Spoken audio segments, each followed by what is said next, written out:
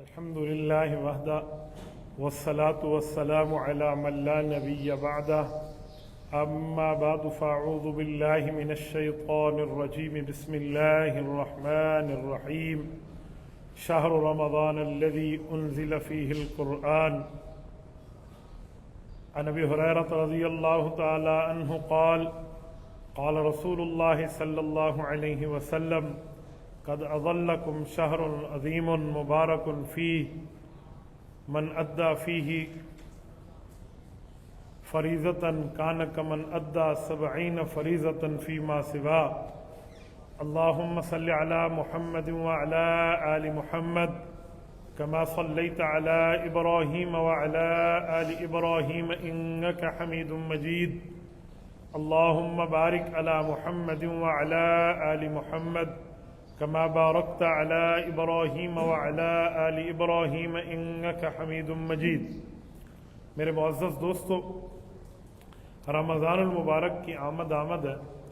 نبی اکرم صلی اللہ علیہ وآلہ وسلم شعبان المعظم کے آخری اوقات میں صحابہ کرام کو رمضان کی پوری ترتیب کے بارے میں فضائل مسائل سمجھایا کرتے تھے، اور اس طرح شعبان کے آخر میں رمضان سے پہلے یہ واعظ سنت بھی ہے اور نبی پاک صلی اللہ علیہ وسلم کا طریقہ بھی ہے، تو اسی لیے میں چند معروضات آپ کی خدمت میں رکھتا ہوں۔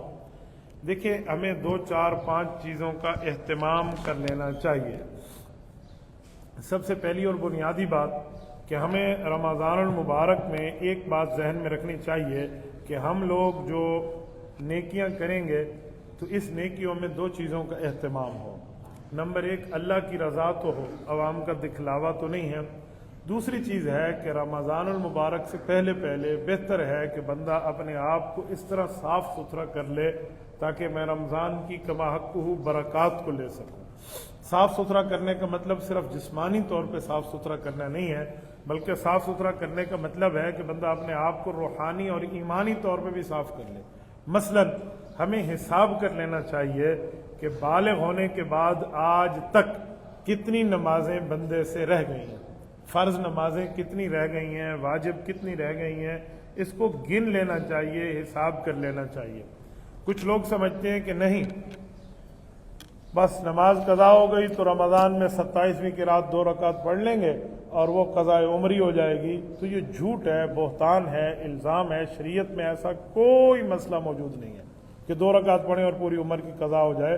اگر ایسا ہوتا تو پھر بیت اللہ شریف کی ایک نماز 1 لاکھ کے برابر ہے، جماعت کے ساتھ پڑھیں تو 27 لاکھ کے برابر ہے، تو 10 نمازیں وہاں پڑھ لیں پوری زندگی کی قضا ہو جائیں گی۔ پھر تو ایسا کچھ بھی نہیں ہے، یہ لوگوں نے اپنی طرف سے بنائی ہوئی ہیں۔ اب دیکھیں کہ ہمیں پہلے حساب کر لینا چاہیے کہ میرے اوپر کتنی نمازیں رہتی ہیں۔ ایک سال میں وطر کی اور فرض کی جو قضا لوٹتی ہیں، سنت تو قضا نہیں لوٹتی، وطر اور فرضوں کو پڑھنا پڑتا ہے، یہ 5 نماز اگر ایک دن میں حساب کریں تو میں مرد کے حوالے سے کہوں گا یہ 2190 نماز بنتی ہے 365 دن کی۔ تو 2190 نمازیں یہ 1 سال کی ہیں۔ اب دیکھیں کہ بالغ ہونے کے بعد میں نے کتنے سال نماز نہیں پڑھی، جتنے سال نماز نہیں پڑھی 2190 کو پلس کرتے جائیں، 10 نمازیں کم 2200 نماز بنتی ہے، تو اس کا اندازہ لگا لیں۔ جب آپ کا اندازہ ہو جائے پھر اس کو قضا لوٹانا شروع کر دیں۔ ہر نماز کے ساتھ 1 نماز لوٹائیں، آپ کی مرضی، ہر نماز کے ساتھ 10 نمازیں لوٹائیں، آپ کی مرضی، ہر نماز کے ساتھ پوری دن کی نمازیں لوٹا لیں، آپ کی مرضی۔ اس کے لیے یوں نہیں ہے کہ صبح کے وقت لوٹے گی، ظہر کے وقت، عصر مغرب عشاء، یوں نہیں ہے۔ عشاء کے وقت فجر کی نماز بھی آپ قضا پڑھ سکتے ہیں۔ جو قضا ہو گئی ہے وہ اللہ کا قرضہ ہے، جیسے تیسے کیسے ہو بس اس کو ادا کرنا چاہیے۔ ایک تو یہ ہو۔ اس کے بعد رمضان المبارک شروع ہو جائے تو فرائض اور واجبات پہ خصوصی توجہ ہو، کیونکہ نفل نماز فرض کا ثواب پا لیتی ہے رمضان میں، اور فرض نماز جو ہے یہ 70 فرضوں کا ثواب پا لیتی ہے۔ تو اس طرح واجب بھی ہے، اس کا بھی اہتمام ہونا چاہیے۔ اور پھر بندہ عام دنوں میں جو گناہ کرتا ہے تو عام دنوں میں گناہ عام دنوں کی بات ہے، رمضان جیسے نیکی والے مہینے میں گناہ کریں گے تو پھر گناہ کا معاملہ بھی اتنا شدید ہوگا۔ تو اس لیے اپنے آپ کو، اپنی جان کو، اپنے نفس کو بندہ تقوی کا عادی بنائے، دین کی بات کا عادی بنائے۔ اگر بندے کا مزاج نہ بھی ہو نیکی کا تو پھر بھی بندہ کہے کہ یار مجھے حیا کرنی چاہیے، شرم کرنی چاہیے، اللہ کا حق ہے، ویسے تو پورے سال کریں لیکن رمضان میں اس کا اہتمام زیادہ ہونا چاہیے۔ اور رمضان المبارک میں اور نیکیوں کے ساتھ ساتھ صلہ رحمی کے معاملات دیکھیں کہ ایسے نہ ہو میں نے اپنے رشتہ داروں کے ساتھ جان بوجھ کے لڑائی کی ہوئی ہو۔ ایک ہوتی ہے انہوں نے لڑائی کی ہے اور اس کی کوئی وجہ ہے، کوئی دینی وجہ ہے، کوئی اسلامی وجہ ہے، کوئی مذہبی وجہ ہے، کوئی شرعی وجہ ہے، پھر تو کوئی بات بنتی ہے۔ ایسی نہیں ہے خالی ذاتیات کی بات ہے تو ذاتیات کی بات پہ بندہ اگر جھک جائے، معذرت کر لے تو اللہ کے ہاں بندے کو عزت مل جاتی ہے، اس پر کوئی عزتیں گھٹتی نہیں ہیں۔ اس کے ساتھ ساتھ انسان اپنے آپ کے دل کو صاف کرے، اپنے جسم کو صاف کرے، یہ معاملات بھی دیکھے۔ اب یہ بھی آپ دیکھ لیں کہ رمضان المبارک کے اندر میرے کوئی روزے پچھلے عرصے میں قضا ہوئے تھے یا نہیں ہوئے تھے؟ اگر ہوئے ہیں تو اس کو پہلے ادا کر لیں۔ ایک روزہ رہ گیا تھا، 2 رہ گئے تھے، 3 رہ گئے تھے، تو پہلے قضا کر لیں تو بہتر ہے۔ لیکن اگر رمضان گزر بھی جائے تو اس کے بعد بھی انسان قضا لوٹائے تو قضا لوٹتی ہے، لیکن یہ حساب کر لینا چاہیے۔ اور اس کے بعد رمضان المبارک کے اندر انسان کو یہ دیکھنا چاہیے کہ میرا کوئی لمحہ اللہ رب العزت کی یاد سے غافل نہ جائے، چاہے وہ دعا کے ساتھ ہو، چاہے وہ ذکر کے ساتھ ہو، چاہے وہ تلاوت کے ساتھ ہو، چاہے وہ درود شریف کی تسبیحات کے ساتھ ہو، تو کوئی لمحہ بندہ ضائع نہ کرے۔ یہ چند گھنٹے ہیں، 24 گھنٹے ہیں نا، تو آپ 24 کو ضرب 30 کے ساتھ تو یہ چند گھنٹے بنتے ہیں، چند 100 گھنٹے بنتے ہیں۔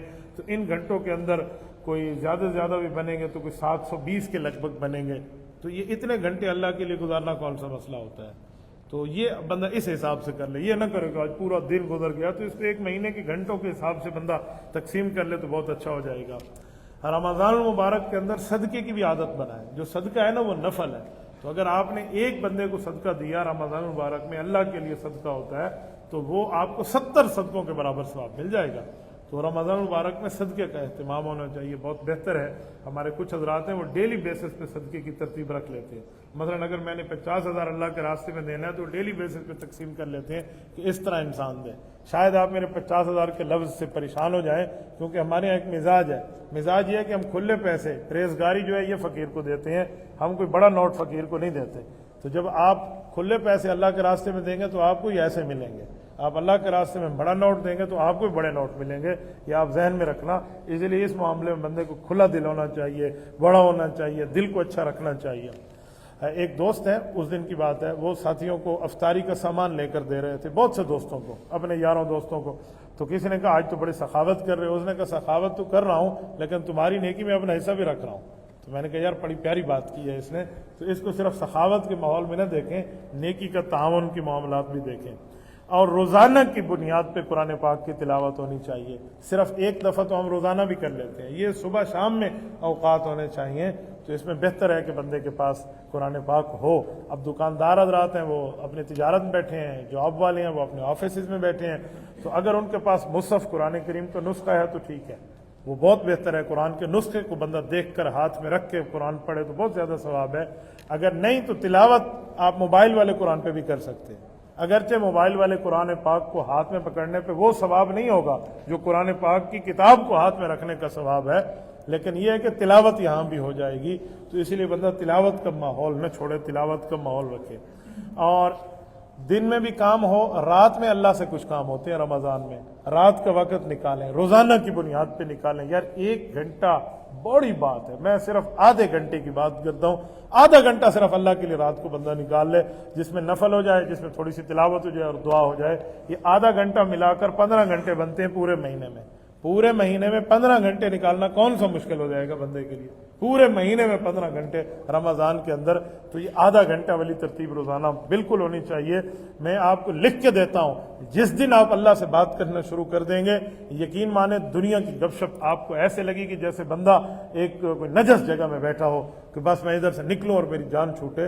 جس کو اللہ سے بات کرنا آ جاتی ہے نا، اس کو پھر مخلوق کے در کی ذلت نہیں اٹھانی پڑتی۔ رب کا دربار ہی ایسے ہے کہ وہاں پر جو عزتیں انسان کو اللہ دیتے ہیں وہ کہیں اور نہیں دیتے۔ آپ یاد رکھیں، آج کسی ڈی سی سے، اے سی سے، ایس پی سے، کمشنر سے، ان سے تعلقات ہوتے، لوگ خوشی محسوس کرتے میرا اس سے تعلق ہے۔ یہ اللہ کے ساتھ گفتگو کا معنی بہت بڑی لین دین میں بندے کا تعلق ہے، تو اس تعلق پہ خوشی محسوس کرنا چاہیے نا کہ ہمارا اللہ کے ساتھ تعلق ہے، تو یہ بھی آپ کر لیں۔ اور یہ ایک بات میری ذہن میں رکھیں، یہ جو موبائل کے سوشل میڈیا ہے، اس کو رمضان مبارک میں طلاق دے دینی چاہیے، اس کو چھوڑ دینا چاہیے۔ آپ کو پتہ ہے آپ کوئی چیز اچھی بھی دیکھنا شروع کریں گے تو بری اس میں کسی نہ کسی جگہ آ جائے گی، تو خواہ مخواہ کی گناہ کی عادت ہے۔ ہاں، جن کا کام کوئی دینی باتیں 100% وہ دینی چیزوں کو اپلوڈ ڈاؤن لوڈ ہے، میں انہیں نہیں کہہ رہا، میں انہیں کہہ رہا ہوں جن نے خواہ مخواہ کی ادھر ادھر ایران توران کی لطیفے شطیفے اور ایکٹریس میکٹریس اور ان کو دیکھ کے اپنے روزے کو برباد کرنا ہے، تو انہیں کہتا ہوں رمضان مبارک میں ان چیزوں سے بالکل عام دنوں میں ہونی چاہیے، رمضان میں خاص طور پہ بندہ اس سے بچے۔ اور اس کے ساتھ رمضان مبارک میں ایک بہت بڑی مصیبت ہمارے ملک میں کھڑی ہے، وہ یہ ہے کہ جس نے پورا سال گانے ہیں، جس نے پورا سال ٹی وی میں ڈرامے کرنے ہیں، وہ رمضان مبارک میں مولوی اور مفتی بن کے یا مفتیہ بن کے بیٹھ جائے گی یا بیٹھ جائے گا، وہ آپ کو رمضان مبارک کی باتیں سکھائیں گے۔ اور ایسے بے شرم لوگ ہیں جو کہیں گے روزہ ختم، بس رمضان ختم، رات کو انٹرٹینمنٹ ہوگی۔ تو ان جیسے دیوسوں سے بچیں، ان جیسے بے ایمانوں سے اپنے ایمان کو بچائیں۔ یہ لوگ جو پورا سال آپ کو بے پردگی میں نظر آئیں اور رمضان پہ جو ہے نا بوبو بن کے بیٹھ جائیں اور رمضان کے معاملات میں مولوی بن کے بیٹھ جائیں، ہم ٹی وی والوں سے دین سیکھیں گے؟ ہمیں یہ لوگ دین سکھائیں گے جن کا یہ لیول ہو کہ نہ وہ عالم ہیں، نہ حافظ ہیں، نہ قاری ہیں، نہ مفتی ہیں، نہ محدث ہیں، نہ دین کے ساتھ ان کے ٹکے کا واسطہ ہے، چار باتیں سن کے انہوں نے مرد عورت کی مخلوط ماحول میں بٹھا کر ہمیں دین سکھایا۔ اتنا دین ہمارا سستا نہیں ہے کہ ہم ان جیسے 2 نمبر لوگوں سے سیکھیں۔ دیکھیں، اگر ہم دوائی لیتے ہیں تو کوالیفائڈ ڈاکٹر ڈھونڈتے ہیں، تو دین کی بات اگر آپ نے لینی ہے تو کوالیفائڈ عالم ڈھونڈیں، کوئی تگڑا بندہ لیں جس کو دین کا مہارت کی جو ہے نا کیا کہتے ہیں گویا وہ دین میں اسپیشلائزیشن کیے ہوئے ہو اور دین کا ماہر ہو۔ تو اس لیے ٹی وی کے ان معاملات سے بھی پرہیز کریں۔ اور رمضان سے پہلے میری ایک بات مانیں، آپ عید کی خریداری، میری ایک عادت ہے، میں رمضان سے پہلے کر لیتا ہوں۔ میرے عید کے جو سوٹ سلنے تھے وہ میرے درزی کے پاس جا چکے ہیں بچوں سمیت کے لیے۔ اس کا فائدہ کیا ہوتا ہے کہ مجھے رمضان میں بازار کے اندر اپنا وقت ضائع نہیں کرنا، میں نے بازار کے اندر جا کے بد نظری نہیں کرنی، میں نے بازار کے اندر جا کے 2 نمبری کے ماحول میں نہیں رہنا۔ رسول اللہ صلی اللہ علیہ وسلم نے فرمایا ہے ان احب البلاد الا اللہ عند اللہ مساجدہ، فرمایا لوگوں اللہ کے ہاں پیاری جگہ مسجد ہے، وابغض البلاد، اور جہاں سے اللہ تعالیٰ کو نفرت ہے وہ اسواق اور بازار ہے۔ تو ہم روزے کے ساتھ اور رمضان کے وقت میں چاہے رات کے وقت میں بھی ہو اپنی بربادی کے لیے وہاں مارکیٹس میں اور وہاں پہ پہنچ جائیں۔ تو رمضان کی اگر کوئی شاپنگ واپنگ باقی چیزیں کوئی لینی دینی بھی ہیں تو پہلے بندہ اس حساب کو کر لے تاکہ پھر رمضان میں بوجھ بھی بندے کا ہلکا ہو جائے۔ اور ایک چیز ذہن میں رکھیں، جو اتنی چیزیں میں آپ کو بتا رہا ہوں یہ بھول جائیں گے آپ کو، آپ ایک نظام الاوقات بنائیں جسے ٹائم ٹیبل کہتے ہیں، اس پر لکھ لیں میں نے دن میں یہ کرنا ہے، میں نے رات میں یہ کرنا ہے، میں نے صبح میں یہ کرنا ہے، میں نے شام میں یہ کرنا ہے، اور سونے سے پہلے میں نے یہ کرنا ہے۔ وہ بندے کے پاس لکھا ہوا ہونا چاہیے، ڈیلی بیسس پہ انسان جیب میں رکھ لے تاکہ اس کو دیکھ لے۔ روزانہ کا نظام الاوقات ہوگا تو یہ بہت بہتر ہے۔ اور اس کے ساتھ جو لوگ دکاندار ہیں یا آفیسز میں ہیں یا کوئی ٹھیکے وغیرہ کی جگہ میں بیٹھے اور ان کے نیچے سرونٹ کام کرتے ہیں، ان کے نیچے پورا عملہ کام کرتا ہے، رسول اللہ صلی اللہ علیہ وسلم نے فرمایا ہے اپنے ماتحت کو اگر رمضان کے روزے کی وجہ سے آپ لوگ اس کو چھوٹ دے دیں گے تو اس کا ثواب اس کو بھی ملے گا اور تمہیں بھی ملے گا۔ تو اسی لیے اپنے سرونٹ کے اوپر بھی آپ اس معاملات کو دیکھیں، چاہے وہ تنخواہ کے لیول میں ہو، چاہے اس کے ساتھ اس کی جو ہے نا کیا کہتے ہیں اس سے اجرت اور مزدوری کے معاملات میں ہو۔ یہ چیزیں بھی ہمیں دیکھنی ہوں گی تاکہ بندہ اپنے معاملے کو آگے دیکھے۔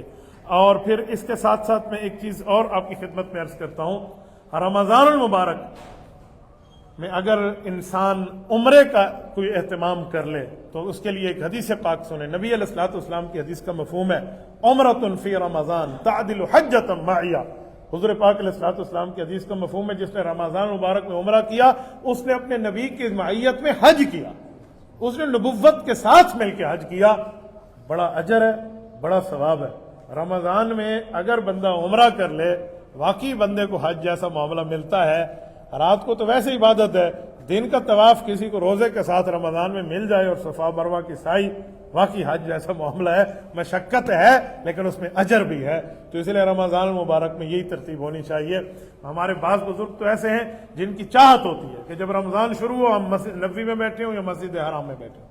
قائد ملت اسلامیہ حضرت مولانا فضل الرحمان دامت برکاتہم کے ساتھ مجھے سعادت ہے، میں نے کئی مرتبہ حضرت کے ساتھ مدینہ طیبہ میں وقت گزارا کہ جب رمضان شروع ہوتا تھا تو اس وقت ہم وہیں ہوتے، بلکہ حضرت فرماتے مجھے عصر کی نماز کے بعد کہ اٹھیں ذرا ہم وہیں جا کے مسجد نبوی میں ہی بیٹھے رسول اللہ کے قدموں میں، کہ جس وقت رمضان شروع ہو ہم آقا کے قریبی بیٹھے ہوں۔ تو کئی مرتبہ ایسے ہوا کہ جب مغرب میں رمضان کا وقت ہوتا تھا تو وہیں بیٹھے ہوتے. تو اگر یہ بندے کو موقع مل جائے تو انسان وہیں اس کو گزارے, نہیں تو کم از کم بندہ یہاں مسجد کے ماحول تک, دینی ماحول تک اپنے آپ کو بٹھائے. اور رمضان میں ایک بات یہ بھی ذہن میں رکھیں کہ بہتر یہ ہے اپنے اوقات میں جو فارغ ہونے کا وقت ہے, گھر میں بیٹھنے کے بجائے مسجد میں بیٹھیں. مسجد فرشتوں کی جگہ ہے, فرشتوں کا ماحول ہے, دینی جگہ ہے, تو ادھر آپ بیٹھیں گے تو آپ فرشتوں کی دعا میں ہوں گے. نیند بندے کو 8 گھنٹے کرنی چاہیے, اس پر کوئی مسئلہ نہیں ہے. 6 گھنٹے مسنون ہے اور 8 گھنٹے ڈاکٹرز کہتے ہیں, لیکن اس سے زیادہ نیند نہ کریں. اس سے زیادہ آپ کی نیند نہیں ہونی چاہیے. جو باقی نیند ہے اس کو بندہ تھوڑا سا اپنے آپ کو وہ اپنا ہاتھ اس پہ تنگ کر کے وہ وقت کچھ دینی معاملات میں لگائے گا. ظاہری بات ہے رمضان میں روزہ, افطاری, سحری میں نظام ڈسٹرب ہوگا تو بندہ اس حساب سے اپنا پورا اس کو مینیج کر لے. اور اس کے ساتھ ایک بات ذہن میں رکھیں, 40 دن تک نمازیں بندہ اگر تکبیر اولیٰ کے ساتھ پڑھے, پہلی تکبیر امام کے ساتھ اللہ اکبر میں شریک ہو جائے.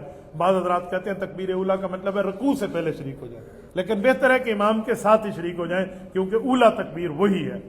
تو اگر یہ بندہ ترتیب بنائے تو رمضان میں بہت بہتر بن سکتی ہے. 10 دن کوئی اور کر لیں پہلے یا آخری کر لیں, اور 30 دن رمضان کے کر لیں تو بہت بہتر 40 دن کی تکبیر اولیٰ مل سکتی ہے. ان دنوں میں وہ جو روایت ہے نا کہ بندہ اس سے بری ہو جائے گا, منافقت سے بھی اور جنت کے بھی بندے کو وہ ملے گا اجر, تو وہ اسی پر ہے. تو یہ ہونا چاہیے, یہ بھی ان دنوں میں انسان کو رکھنا چاہیے. اور ان دنوں میں عام معاملات میں بندہ دیکھے کہ جو چیزیں ہیں, سگریٹ ہے, نسوار ہے, حکا ہے, پتہ نہیں یہ گٹکا ہے, یہ جو ساری الا بلا ہے, تو اس سے اپنے آپ کو پہلے سے ہی تھوڑا عادی کر لیں. یہ نہ ہو کہ کچھ لوگوں کو میں نے دیکھا ہے وہ یہ گٹکے اور پان وان ہاتھ میں رکھ کے بیٹھے ہوتے ہیں, بس وہ روزہ پورا ہو اور ہم اسی سے روزہ افطار کر لیں. تو ان سے تھوڑی پرہیز کی ترتیب پہلے سے ہی بندہ شروع کر لے تاکہ رمضان میں انسان کو مشکل نہ ہو. اور آپس میں یاری دوستی کی ملاقاتیں, رمضان کی تقریبیں اور یہ وہ, ان میں بندہ احتراز کرے.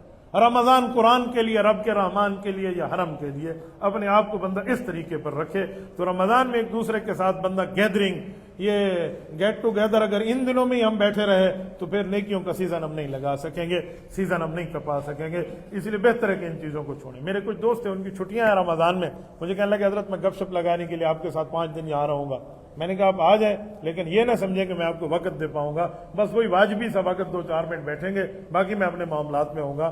تو مجھے کہتے ہیں یہ مجھے آپ نے جو ہے نا اپٹھی چھری نال سمجھا دیتا ہے کہ میں ہی ٹھیک رہا ہوں. کہتے ہیں آپ نے مجھے اشارے سے سمجھا دیا کہ مجھے بھی رمضان کے اوقات اللہ کے لیے کرنے چاہیے, تو ایسے ہی رہیں. تو اس طرح کی ترتیب ہونی چاہیے. اس کے ساتھ بہتر ہے جو انسان کو چھوٹی چھوٹی صورتیں یاد ہے نا, یہ رمضان میں چلتے پھرتے آتے جاتے بندہ پڑھ لے. کم از کم 10 صورتیں تو ہر مسلمان اس کو بھی یاد ہوتی ہیں جو سہروزہ لگا کے آ جاتا ہے. وہ 10 صورتیں تو وہاں علم تر کیف سے لے کر سورۃ والناس تک, یہ آتے جاتے چلتے پھرتے انسان کو دہرانا چاہیے, چاہے بندہ راستے میں کیوں نہیں جا رہا.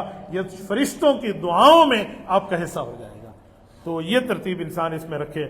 اور اس کے ساتھ بچوں کو روزہ رکھوانے کی عادت ڈالیں. یہ نہیں کہہ رہا کہ پورا دن کا روزہ رکھوائیں, یوں نہیں کہہ رہا, پورے دن کی بات نہیں ہے, عادت ڈالیں. یعنی اپنے ساتھ سحری میں شریک کر لیں, اپنے ساتھ افطاری میں شریک کر لیں. وہ اگر دوپہر تک ان کے اسٹیمنا چل سکتا ہے دوپہر تک چلا لیں, 10 بجے تک چل سکتا ہے 10 بجے تک چلا لیں, تاکہ ان کا مائنڈ سیٹ بنے کہ آج ہم بچے ہیں, کل ہم بڑے ہوں گے تو کام ہمیں کرنا ہوگا. ہمارے بچپن کی بات ہمیں یاد ہے کہ والدین کہتے تھے بچوں کا مخبی روزہ ہوتا ہے. آج تک مجھے مخبی روزے کا مطلب سمجھ نہیں آیا, لیکن وہ بچوں کو سمجھانے کے لیے ہوتا تھا کہ بیٹا تمہارے آدھے دن کا روزہ ہے. یہ عادات ڈالتے ہیں, یہ والدین کی ذمہ داری ہے, پیرنٹس کی یہ رسپانسبلٹی ہے کہ وہ اپنی جو ہے نا کیا کہتے ہیں اولاد کے اوپر اس طرح کا بھی توجہ دیں. اور اس کے ساتھ ساتھ رمضان میں میرا ایک مشورہ ہے, مشورہ یہ ہے کہ کم کھانے کی عادت ڈالیں. کم کھانے کی عادت میں آپ کو 2 فائدے ہوں گے.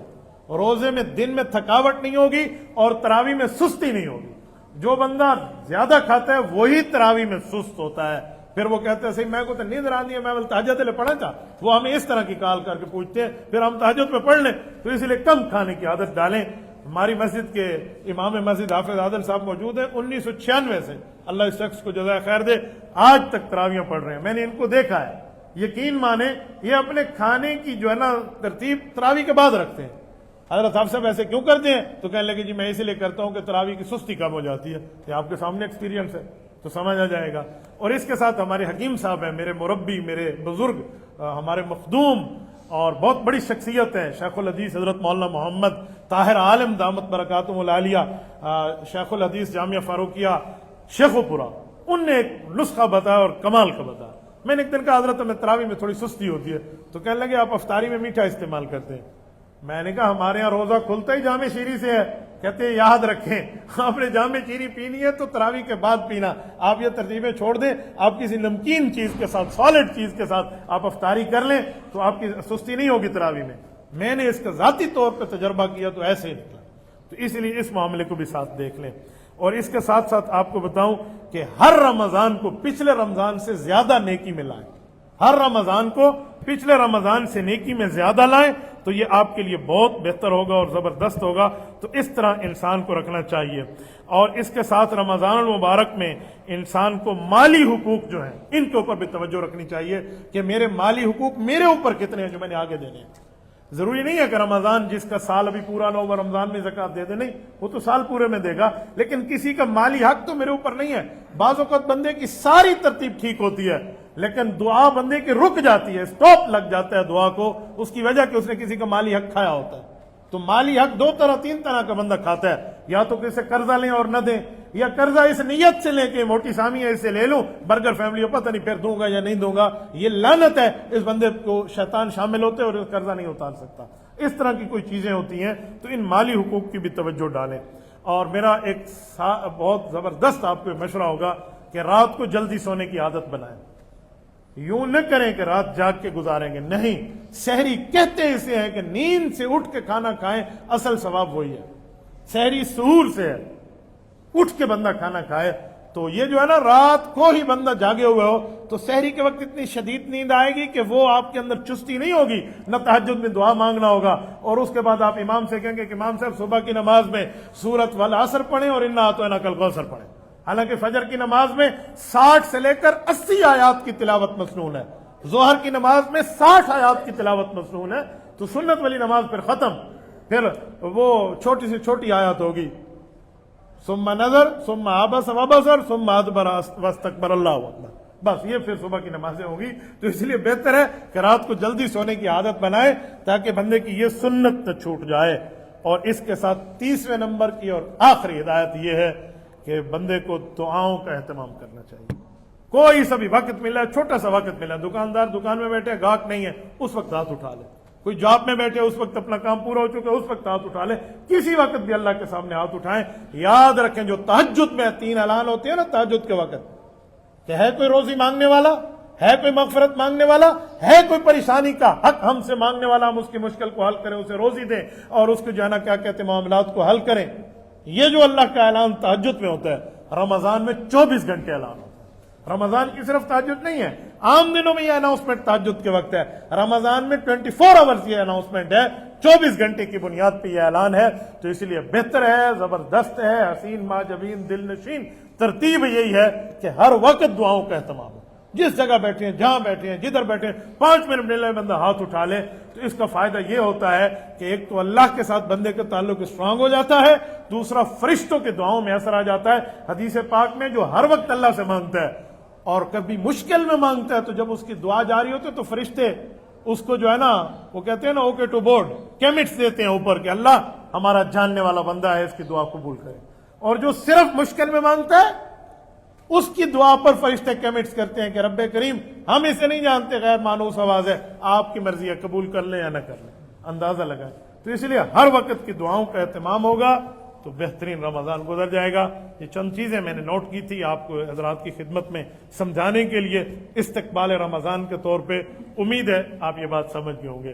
اگر یہاں یاد نہ رہے تو آپ ہمارے چینل کے اوپر، فیس بک کے اوپر بھی، یوٹیوب کے اوپر آپ میرا نام لکھ لیں تو آپ کو انشاءاللہ تعالی بیان آج شام تک یوٹیوب پہ اور یا ابھی براہ راست چل رہا ہے تو یہاں بھی آپ کو مل جائے گا۔ تو اس کو بندہ لکھ بھی لے، یاد بھی کر لے اور ٹائم ٹیبل کی ترتیب پہ رکھے تو مشکل نہیں ہے۔ میں ایسے ایسے اکابر، ایسے ایسے بزرگوں کو، ایسے ایسے اللہ والوں کو جانتا ہوں، یقین مانے جو ہمیں کہتے تھے کہ اللہ کا کرم ہے ہم ان ترتیبات کے اوپر چلتے ہیں، اپنے آپ کو یوں کس کے ہر رمضان پچھلے رمضان سے بہتر گزرتا ہے، ہر رمضان۔ نبی پاک صلی اللہ علیہ وسلم کے لیے صحابہ فرماتے تھے کہ جیسے آندھی تیز چلتی ہے نا، کر ریح المرسلہ، تیز آندھی کتنی تیز ہوتی ہے، فرماتے ہیں حضور پاک علیہ السلام نیکی کے کاموں میں خصوصاً رمضان کے اندر اس تیز آندھی سے بھی زیادہ تیز ہوا کرتے ہیں. یہ صحیح بخاری کا لفظ ہے، کالریح المرسلہ کان اجود رسول اللہ صلی اللہ علیہ وسلم فی رمضان. فرمائے نبی علیہ السلام نیکی کے کاموں میں اتنی زیادہ تیزی فرماتے کہ تیز آندھی اس طرح نہیں چلتی. یہ صحابہ کرام کی مثال حضور پاک علیہ الصلوۃ والسلام کی ذات اقدس کے لیے آپ کو اور مجھے سمجھانے کے لیے. ورنہ نبوت کے نعوذ باللہ کوئی گناہ ہے؟ نبی کے گناہ کہاں ہیں؟ نبی تو گناہوں سے دور ہے، نبی خود گناہ کا معالج ہے، وہ گناہ کیسے کرے گا؟ رسول اللہ کے لیے تو فرمایا اگلے پچھلے اگر ہوں تب بھی معاف ہیں. وہ شخصیت اتنی تیزی میں نیکی کرے، نہ ہمیں اپنی بخشش کی گارنٹی ملی ہوئی ہے، نہ ہمیں اپنی زندگی کی گارنٹی ملی ہوئی ہے، نہ ہمیں ہمارے اخلاص کے قبول ہونے کی گارنٹی ملی ہوئی ہے، نہ ہمیں ہماری نیکی کے قبول ہونے کی گارنٹی ملی ہوئی ہے. اس کے باوجود بھی بندہ مطمئن بیٹھے. نہیں، رسول اللہ صلی اللہ علیہ وسلم کی محنت اس لیے تھی کہ آپ اور ہم اس ترتیب پہ چلیں، وہ ہمارے سمجھانے کے لیے تھی. تو امید ہے میرا یہ درد دل آپ تک پہنچ پایا ہوگا. آپ خود بھی عمل کریں گے، اپنی فیملیز تک بھی پہنچائیں گے، ساتھیوں تک بھی چلائیں گے. جزاکم اللہ تعالی. اقول قولی ھذا واستغفر اللہ وآخر دعوانا ان الحمد للہ رب العالمین.